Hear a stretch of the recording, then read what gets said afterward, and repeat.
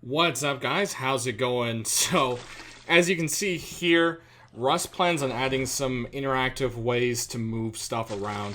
We actually have a water bucket that will be used to transfer water in the future. This is something they modeled a little while ago, and I'm very excited to see them implement the ability to move water and stuff. This will probably also go hand in hand with the farming, and they're also going to have more interactable objects like this for transferring items.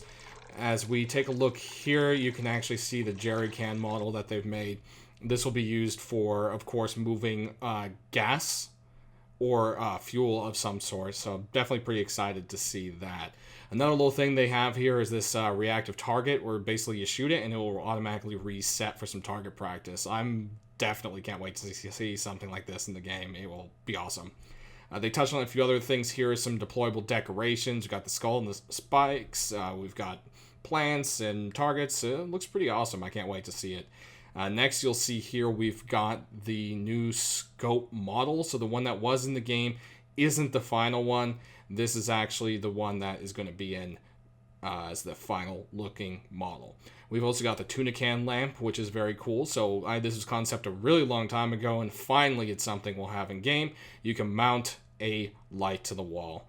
Finally. Other thing that I'd like to touch on in this video is the underwater element.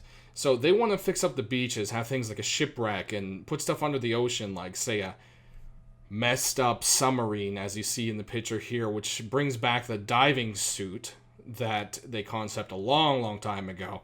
Hopefully this is all something they put in, but they want to do underwater treasures, and they want that loot to be extremely hard to get to, and something that is extremely rewarding.